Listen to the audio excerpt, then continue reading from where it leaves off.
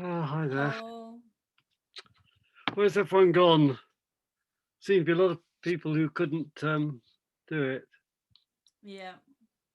Busy day.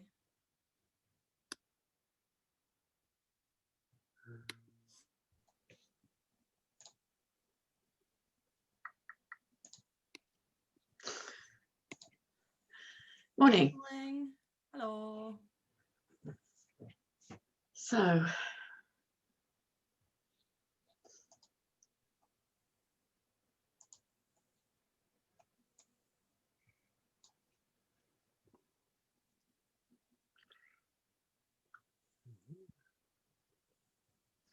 morning, Ben. Morning.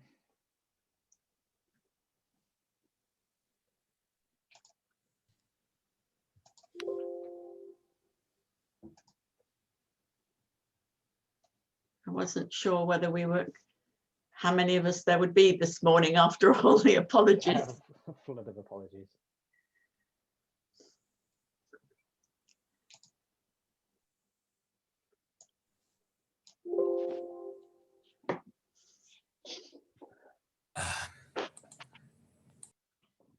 Hello, sorry I'm late and didn't do my job. I'm sure you've been doing some other jobs instead. I am. Yeah, I did. So it's exam time at the moment, is it? Presentations of thesis and I'm the examiner of the master thesis, which in our department, which means that there is a lot of to read, especially.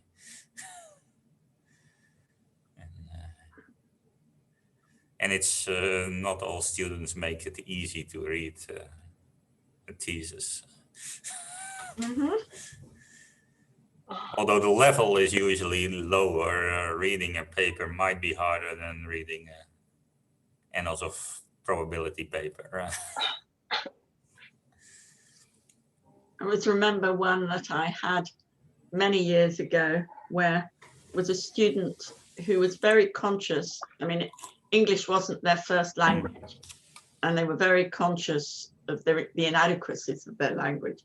So they'd written their master's thesis with a thesaurus to widen the vocabulary. So, you know, they picked odd words out of the thesaurus rather than the simple word they knew. But no sentence made sense because, you know, they weren't sort of, Yeah. It was a nightmare trying to read it, trying to work out what on earth they were actually trying to say with all this stuff. So it was a statistics master, so there were a lot of words. It wasn't just equations. Yeah. I mean, he was happy on the equations. It was the words that were the problem. Okay. So I don't know what we need to talk about. I just saw that Glenn is not here, but he just made a change in the Dropbox. Is that? Yes, I was just about to check. That's in the? I wondered if that was in this Dropbox or another drop, you know, or one for another chapter.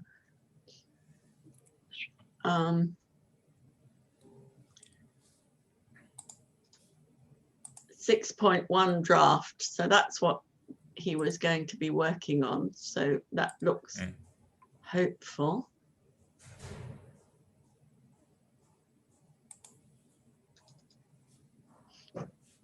So perhaps he'll join us in a minute and explain what he's done.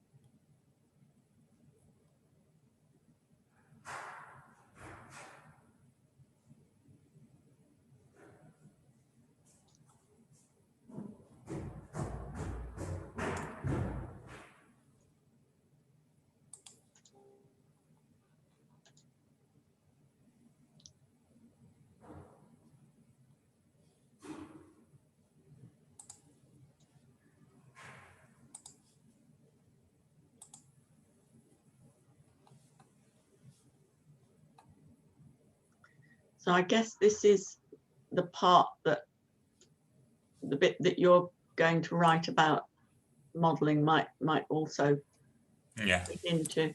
I'm still not clear in my own mind whether we want all this in one section or whether to split up the sort of the generic modeling from the data aspects, but I guess we can see when we've got all we want to say in place.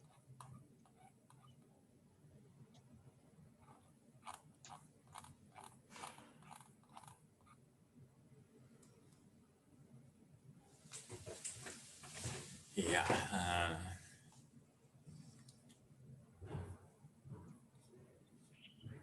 Because he's written, I'm just trying to read it, I expect you are too, as we go along, but he's written a sort of an introduction which covers both, at least to an extent.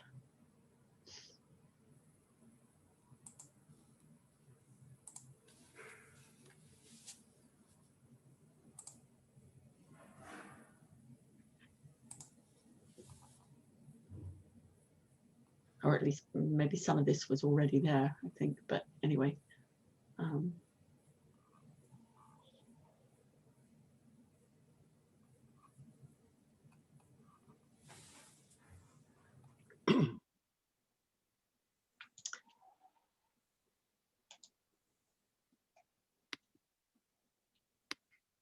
So Jasmina said she would try and join, but it won't be till probably 1:30. Oh, yeah. Now Oh, we have Glenn now. Okay. That's good. Apologies, I joined the wrong call. I was wondering why no one was there for a bit. Well, we were here. But, so yeah, we were just looking. You just added a new version of 6.1. Yeah, I was just trying to I was just trying to work on it. I mean, my overall feeling was that we don't really need to sort of split it. It's just that we maybe just need to phrase it slightly differently. So I was kind of thinking rather than sort of, modeling structure challenges and data driven ones, we could just focus on structure, but then when there's data available that's maybe motivating a new kind of structure or type of modeling, we could just mention that. And I think that would kind of flow better, because the problem is that I don't know, I just wasn't very convinced by the way it was reading in terms of being motivated by data, and it kind of overlaps with, there's a danger that it overlaps with the estimation paper as well if we do go down the route. Yeah. But I didn't get very far in terms of.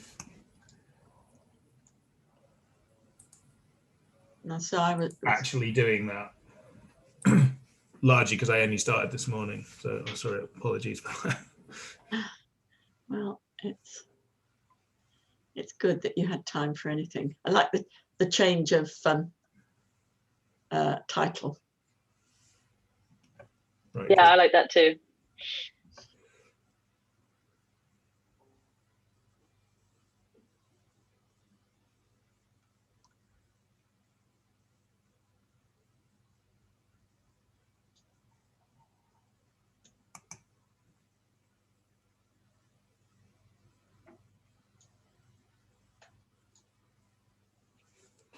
What kind of things were you thinking of adding, Peter? I know you said you didn't have time, but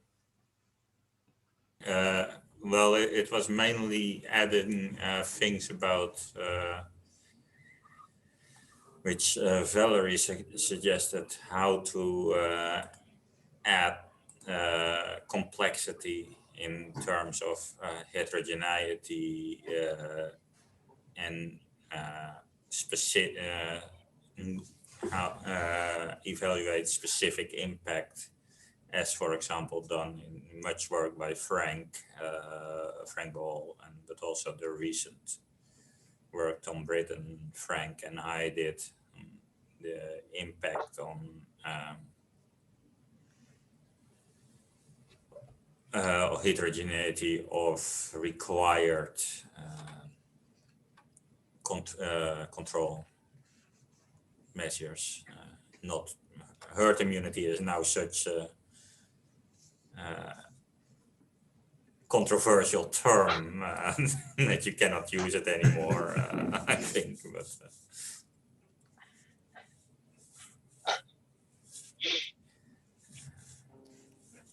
and I was thinking of writing something on that. Also, yeah, referring a lot to the households. Yeah. And that extension. By the way, on contact tracing, let me just, I recently saw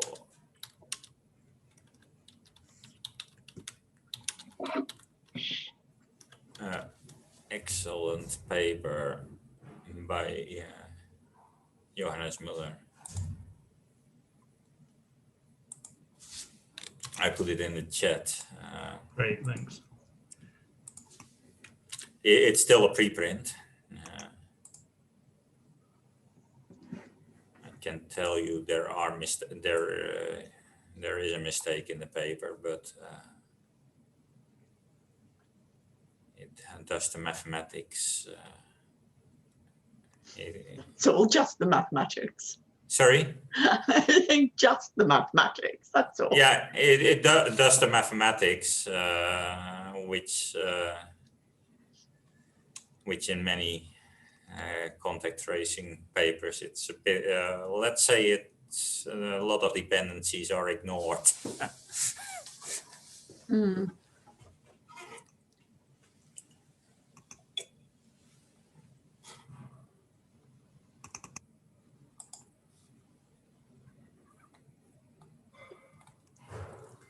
So I can tell you about this paper that it ignores one important dependency as well. And then there is a mistake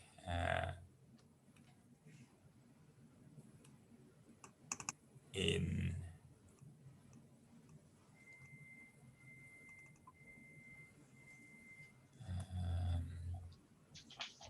It's a good job we have a peer review process.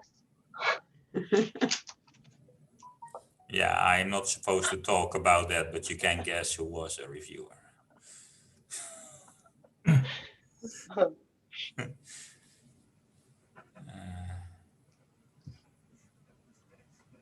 this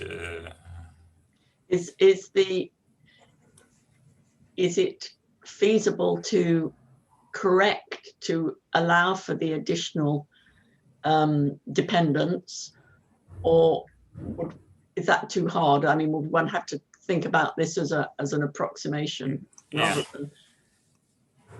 Well, I think that most of the results are beautiful here, and that the dependence mistake, which is in this paper, only is about the detail. That he uses branching process theory, or they use branching process theory in one aspect where you better cannot use it because I think the dependence is important, but that's only a detail in the paper. There was another formula mistake, and now I try to find that, which is more serious. I think it's a proposition 3.2.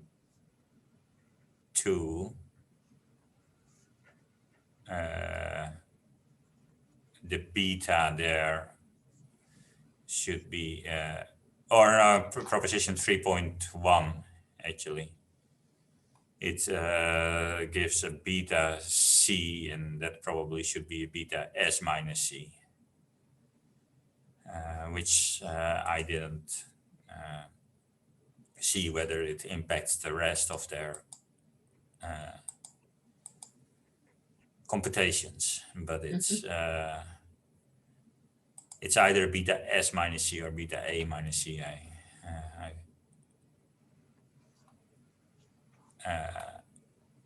I think in most examples their beta is constant. Doesn't make a difference, but I didn't check everything where it works through.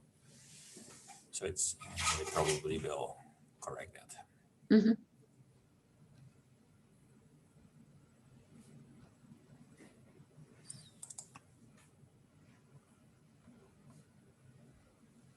But they have a very neat way of dealing with, especially backward tracing.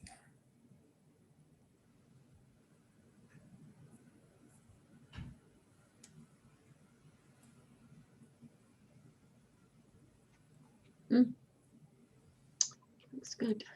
But one of the problems with many contact tracing papers, and that is perhaps something we should spell out, is that if you show symptoms, the time of your, there is a chance that your parent or your infector get traced, which makes that the infectious period of you and your infector are dependent.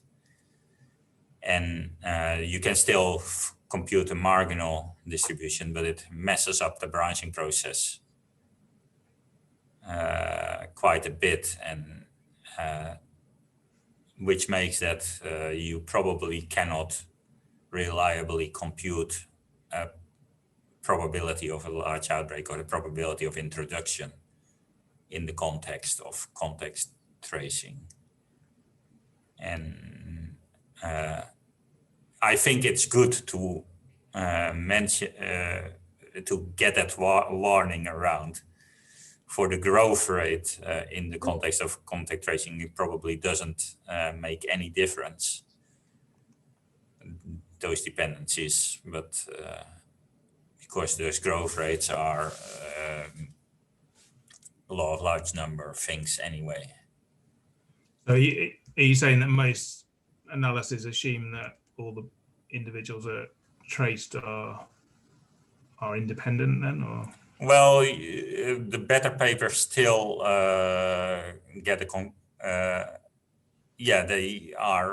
they still assume independence.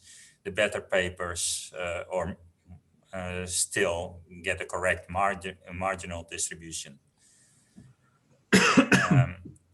And that is probably good enough for growth rate, but not good enough to get things like probability of extinction or probability of introduction. But it would be really good if you could write something about this, because I mean it is a challenge, isn't it? Yeah, it's a big challenge. And it explains why it's a challenge. Yeah. And so I think that would be a really good thing to spell out somewhere if it fits. Yeah, I think that's certainly in the contact tracing part, you spell out why it's so hard to model. Yeah. No, and I can say that good mathematicians made mistake in there. I've seen paper of Odo Diekman and Kai-Yin Leung, who definitely understand their stuff, who oversaw or who missed this dependence. And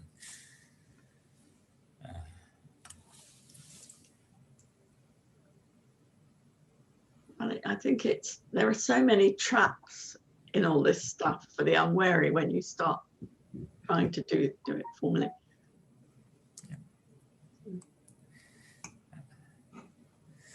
Yeah, I've written papers where I point out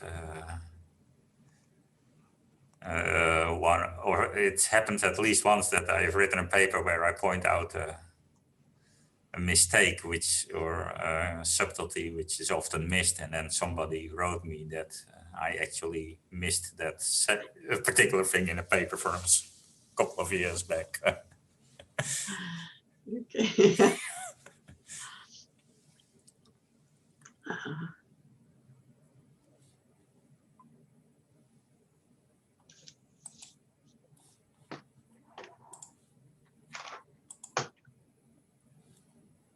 So what, so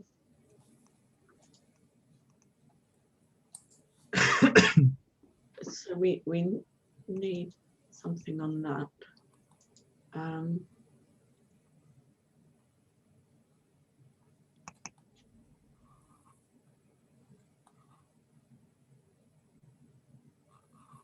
So what were your thoughts, Glenn? You said you'd started on this, but only this morning. So Yeah, I would. Well, you attended, but where were you planning to go with it? so, you know, I don't think it's that radical from what we've had before, but maybe just more of a focus on the model structures that are required to do these different, to represent these different or address these different challenges. So, you know, we talked about within and between host dynamics of the pathogen being an important aspect. I think that, you know, I think we can, well, we did talk about maybe getting some external help on that as well. But then the interventions thing, I think possibly we can just leave because it's in, we've got a whole section on that. So we can maybe just mention it here, but say that we're going to do, you know, it's so important that we've got a whole section on it. Or just don't mention it at all here. Then there's a contact tracing, contact structure type of analysis. And then there's kind of, yeah, well, I'm just reading from the list, but I mean, so where are you? We've got there's the first two paragraphs. yeah, and then there's a kind of bullet little list where I was just trying to sort of separate out some of the. I just started before the meeting on this to separate out some of these terms, so I'm not quite sure whether I've got the right.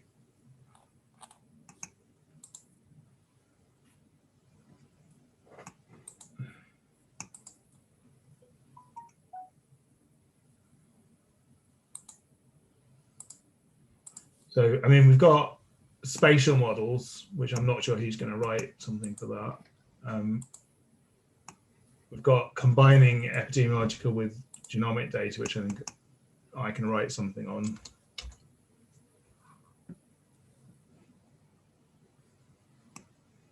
There's kind of multiple strains and evolution or selection, which I'm not quite sure who's going to do that at the moment. Contact tracing, which I think Peter's can obviously, you know, based on this conversation, Peter's going to have a go at.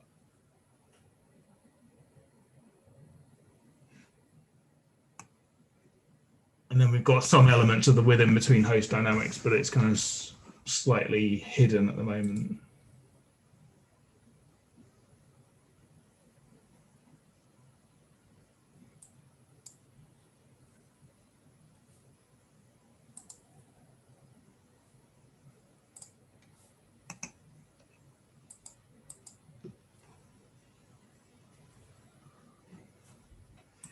I'm not quite clear how the later paragraphs fit at the moment. Yeah, well, that's because I haven't reordered them yet. So my thinking was that each of these paragraphs or a couple of paragraphs would go under one of the headings in these bullets. So Right. Okay. So contact tracing is one, phylogenomics is another. I guess the next one it actually is probably within host. Yeah. Okay.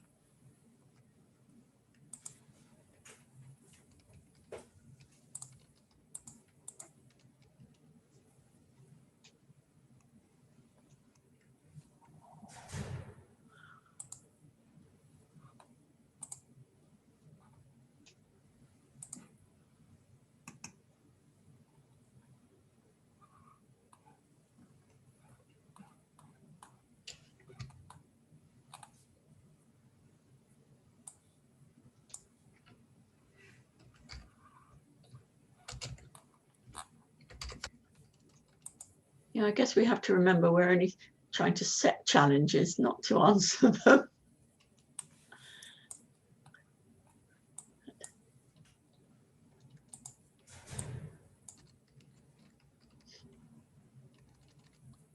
What are the, on the spatial stuff, what are the issues there?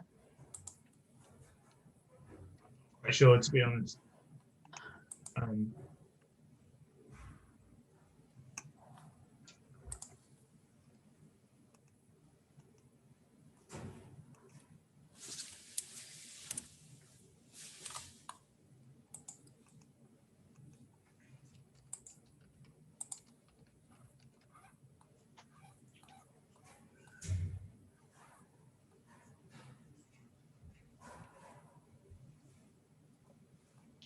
I mean, I guess one of the challenges that we faced, at least, is how do you? So it's relatively. I think it's relatively easy to sort of have a meta population structure, but then if you're modeling contact tracing, or you're modeling true contacts, then you have a lot of connections that don't necessarily, you know. Okay, so I mean, basically, the problem we've had is that because we're trying to fit models to data, we're trying to keep the complexity down quite a lot. But we also realize that you need spatial aspects really to sort of account for the way that the way the data is, but also just the way that people interact seems to, you know, it just seems reasonable that you have different regions. So, but at the same time, there are kind of lots of contacts, you know, between people from different regions. So I guess how you model the sort of between region, so how you kind of nest the kind of social contact structure with a kind of more spatial one. But I don't know if other people have actually tackled that and dealt with it.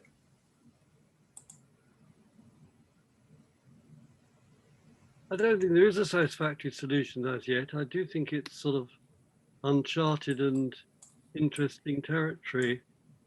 But yeah, we know what we've got: metapopulation models, and we've got sort of spatial models, which is sort of based on a lattice idea, though maybe with long distance contacts. But I suppose, and then you've got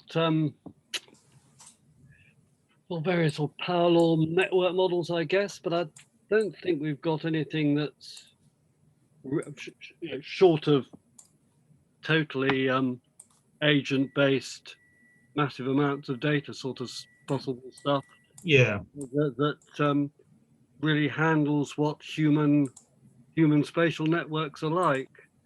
I mean, one of the things I've been wondering about, I mean, for instance, is whether there's a relation between, well, I think one of them, if you take a measure of how far people are apart by sort of how many steps it takes to get from one to another, then actually if you reduce your contact numbers, like by interventions, you're actually making the distances across your network greater, which may explain why when you get into the kind of situation we're in now, where you're suppressing the disease, but it's still going quite a lot, the various spatial bits are less correlated with each other.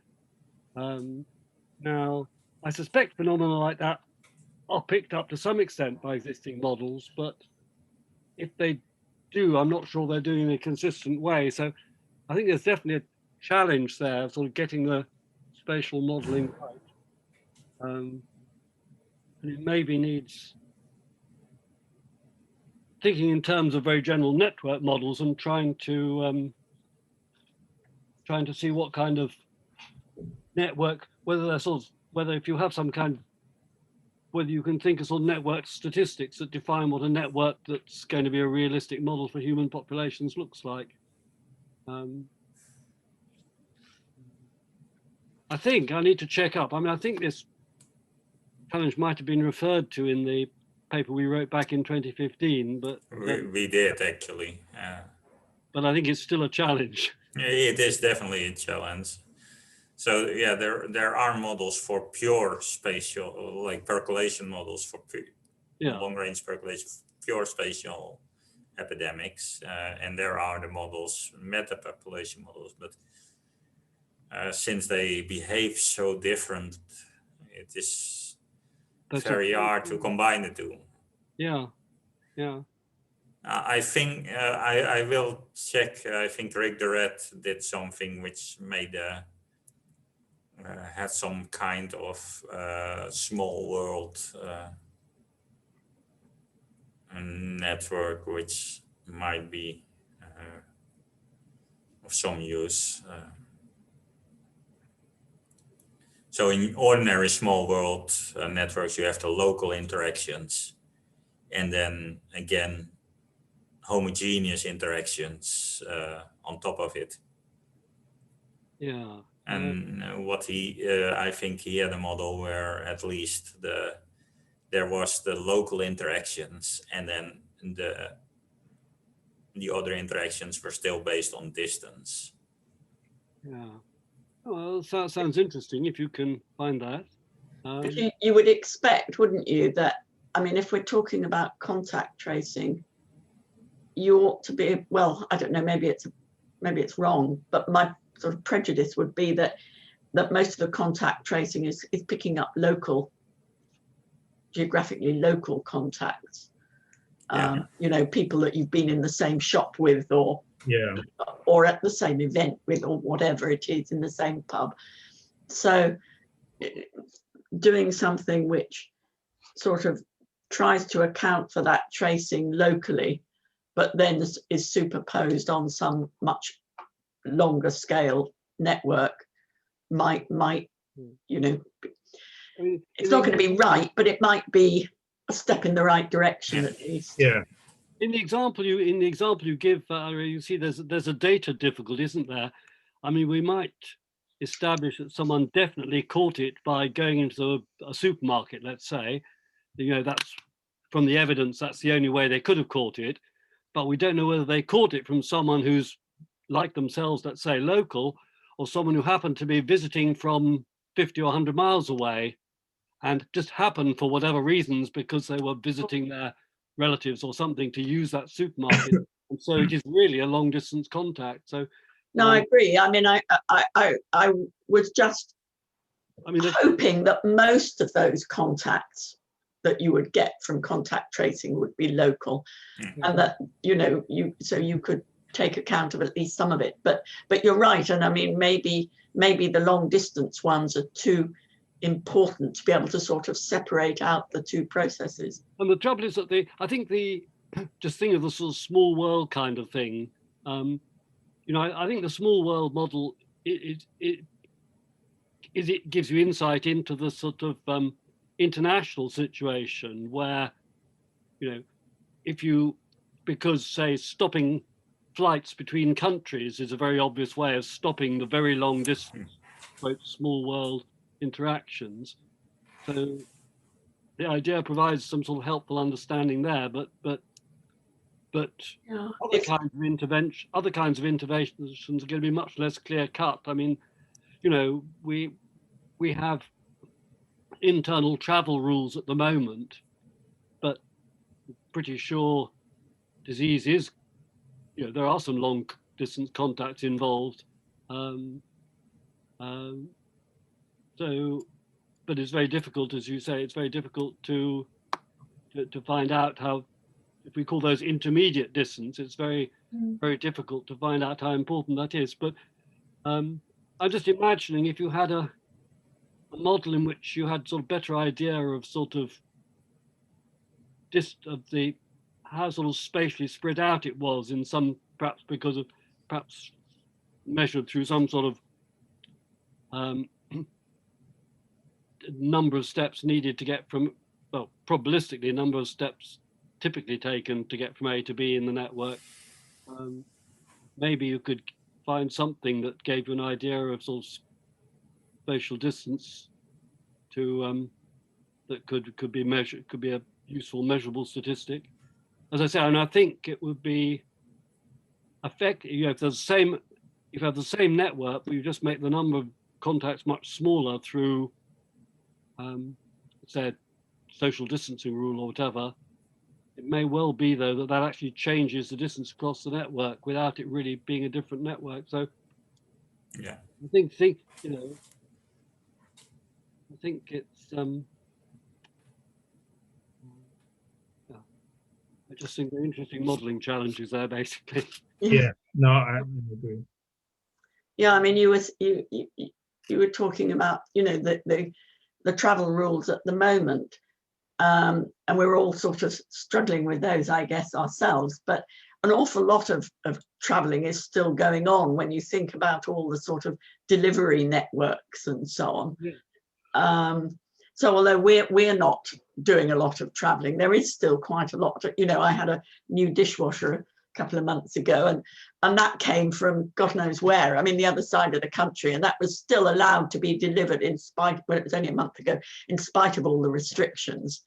And you know, you think of all the sort of the food delivery things going between all the distribution centres and all the online shopping and so on. There must be an awful lot of these contacts that are still in place and a relatively long distance. Yeah, I think the good news or bad news is that the people involved in the delivery guys and so on, they are probably already in fact have gone through it. Like I cannot see that those people avoid getting infected. Maybe. That's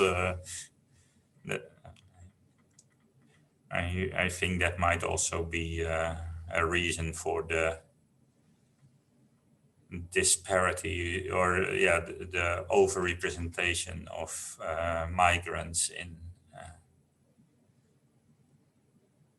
in the COVID cases. They have the jobs which make it likely to be infected. But yeah, there is a lot of traveling still going on. Going back to the contact tracing, one aspect which is also perhaps a bit overlooked. If you have this local spread, then you might pick up cases by accident. So you via contact tracing, you pick up people who are actually not the infector nor the infectee. Yeah. Sort of contamination almost. But they were infected through some other, well, still not too far in the infection network, but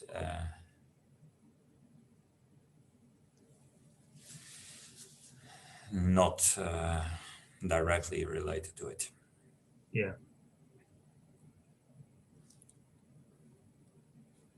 Yeah, and presumably that gets worse when the infection levels are higher. That's more of a problem. But locally, it might not even be too high. You might have skipped because locally you have in the contact networks you also have loops of length 4 or 5 where you just miss the 2 or 3 steps of infection. So the current models actually account for these kind of loops then? Or? I don't know any. Yeah.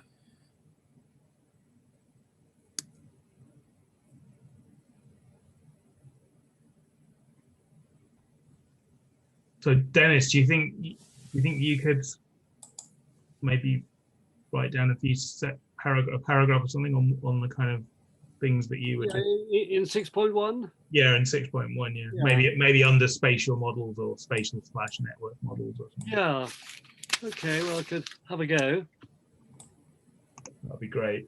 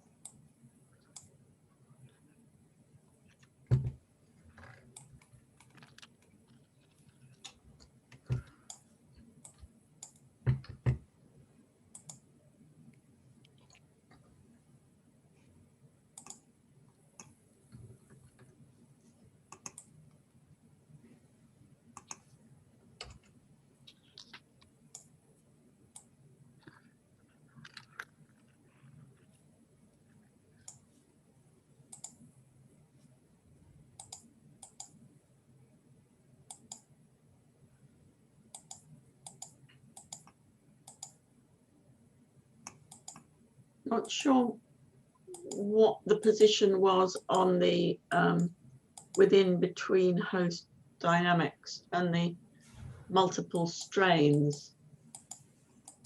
Was it for this paper? I think it was that Jasmina was contacting Mark Chaplin. Yeah.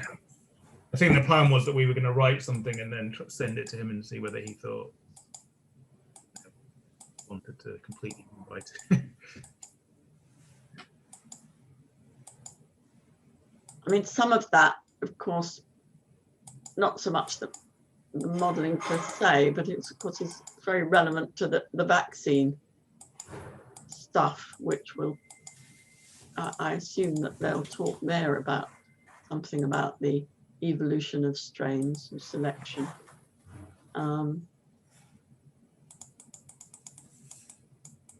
But I'm not sure who we've got at the moment who can write the bit that, or did you say you could, Glenn, or on the multiple strains?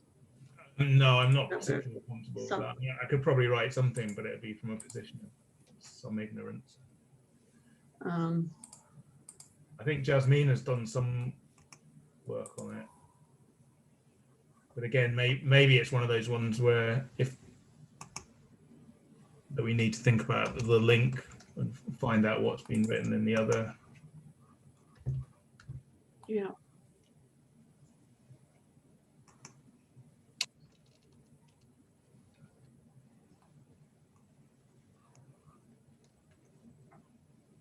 And I guess at the moment we could have it as a placeholder and see whether we can come up with something and or someone that could actually write it.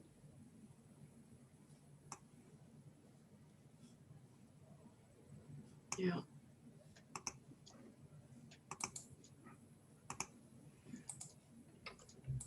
Well, Betts has just written something for the Betts Halloran for the vaccine challenges thing,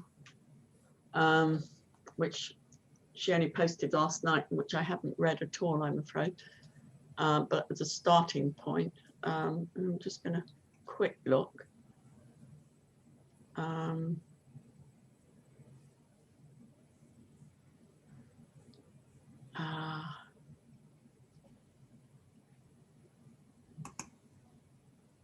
Not sure that there's anything there on evolution at the moment.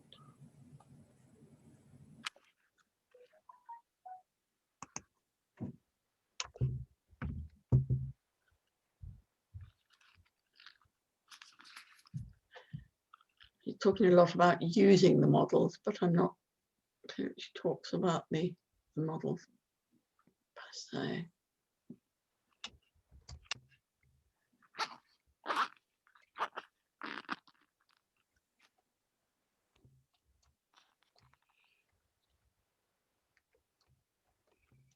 There's a final section 10.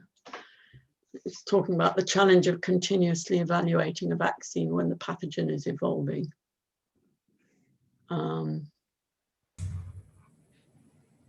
Doesn't specifically look as if they'd be talking about the modelling.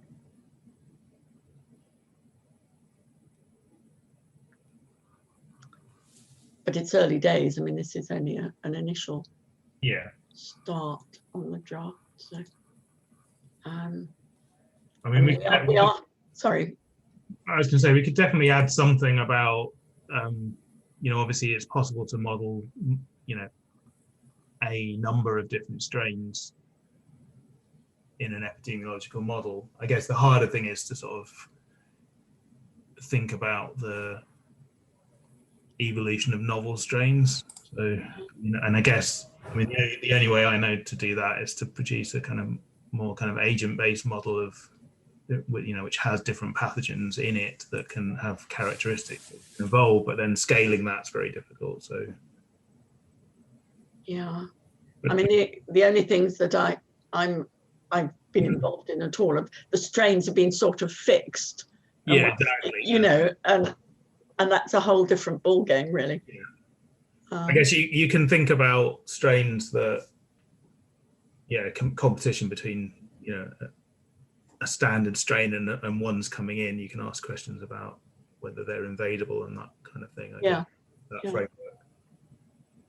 I also kind of had some idea that I haven't done yet, but I was wondering whether you could allow, this is more of an estimation thing, but I was wondering whether you could try and estimate transmissibility over time to see whether it's changing. Of course, it's quite challenging given that everything else is also changing all the time. So, Well, that's one of the big challenges in general, isn't it? It's trying to sort of separate out all these different things that are going on simultaneously.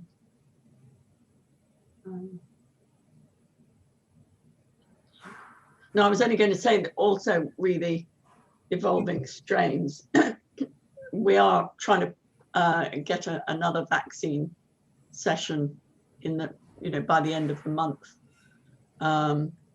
which will talk about evolution of strains and vaccines. right, okay. On a bit. So there might be some material there that would be relevant or for this. So maybe we should have it as a placeholder for now, but we'll not worry too much about it just yet.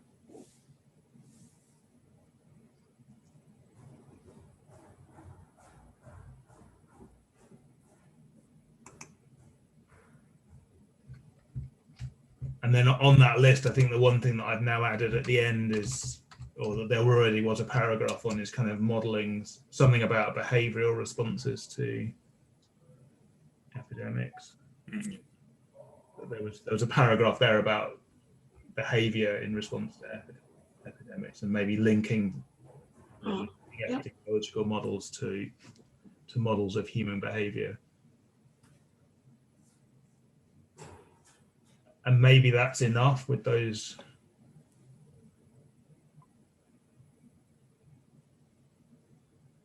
Yeah, and then I was thinking, well, I haven't done it, obviously, but I was kind of thinking that I think GMP's comment about big data and how we should incorporate that, and then there's another comment about using data at different granularities. Maybe that's just some themes that go through some of these, a number of these different areas. Mm-hmm. Try and work in. As we were saying last night on the estimation discussion, I mean, some of these big themes can be put in the introduction, and then that's sort of got it there, and then pick them up as necessary. Because I guess the thing about data at different granularities, I mean, that's kind of what you were talking about, Dennis, that you have kind of broad spatial data, but also fine scale information on contact networks. Maybe that's fits that. Yeah. And then obviously the within and host pathogen stuff is very much multi-scale. So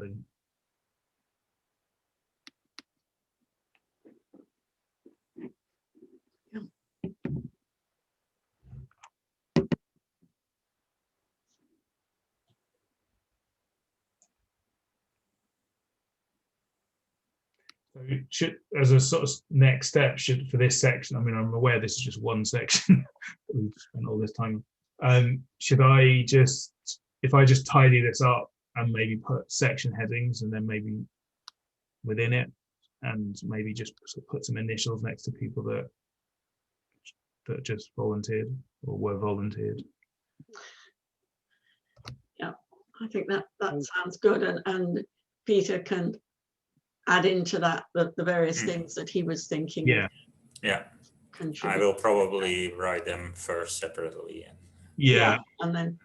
Yeah, I don't know about you, but I find it much easier to write in a thing that isn't in Dropbox and then copy across. I don't know what it is. There's something psychological about having all your various ramblings.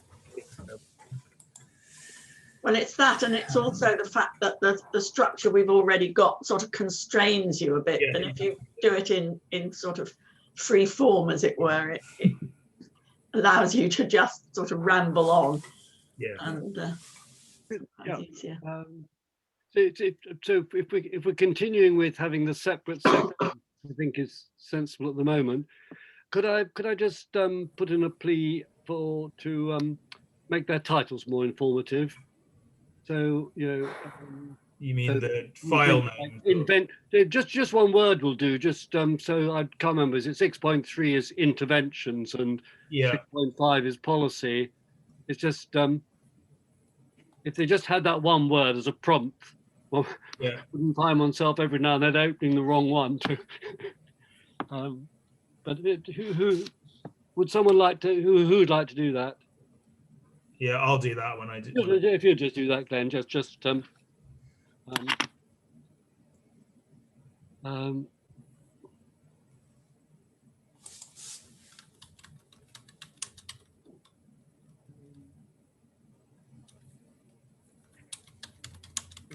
anything else we can make progress on this morning, or Where are we at with the other sections? good question.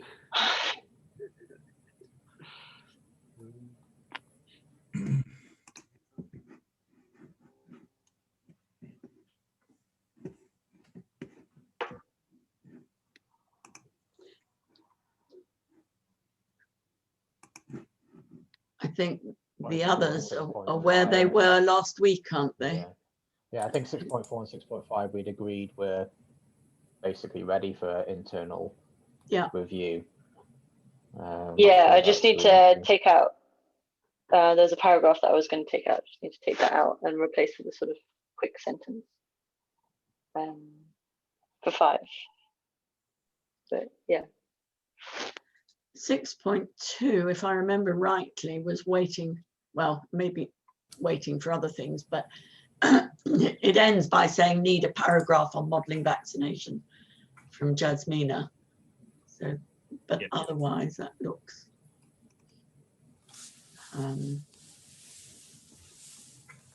it seems to be waiting for Jampi and Peter. Maybe, I'm not sure. Likewise, I think 6.3 needs a bit of work.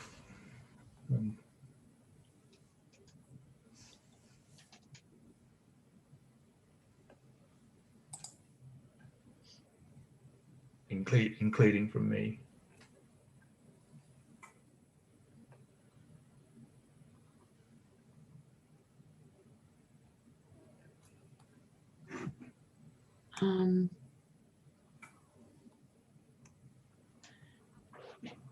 Yeah, I'm not excuse me. I'm not sure what the best way to do these is. I mean, we've got initials against various sections. Maybe people combining, you know, outside this meeting in smaller subgroups might help. But I think, I mean, the main trouble I suspect is that people are just so busy at the moment trying to do other things. That it's slow to make progress.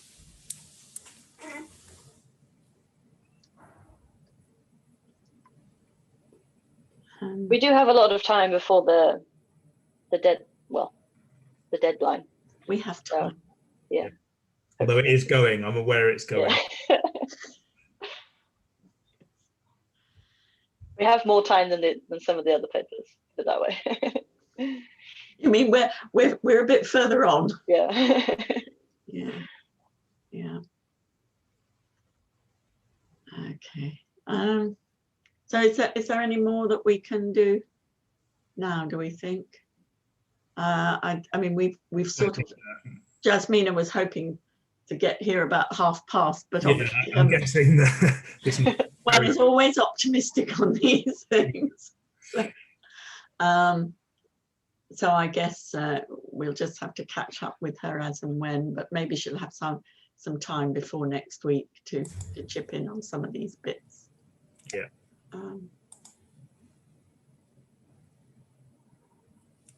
Okay. That sounds good. Good.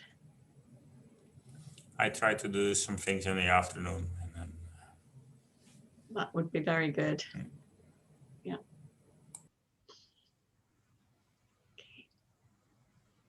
Yeah, I'll tidy things up now just so it's ready so that people can. I'll try and have another go at 6.1 as well this week. That'd be super. And then it's just 2 and 3 that need a bit more. Yeah, I'll try and have a go at 3 and then maybe send something to Jampi, because I think in your sort of, because I wasn't here, I didn't come last week, but I think you sent an email, Valerie, saying that Jampi was going to have a go at 6.3, but I don't quite Yeah. remember Well, that, but I'm sure you're. Look at it, I mean, 'cause it's like certainly everything- one that he was interested in. Most of it is his text, I think, at the moment. So. Yeah, I think it's just that he's. I Yeah. don't know which sort of exams he's doing today, but obviously it's exams. I know he's been working on those. I don't quite know where the Italian exams fit with the how they do the timetabling, but he's mentioned a lot about examining lately, so Yeah. must be. And he was setting things, so maybe it's marking or I don't know. Anyway, it doesn't matter. Yeah. Irrelevant. Okay, so we'll just plow on. See you. Yeah. Good weekend, everyone. Yeah. Bye. For you too. Bye. Thank Bye. you.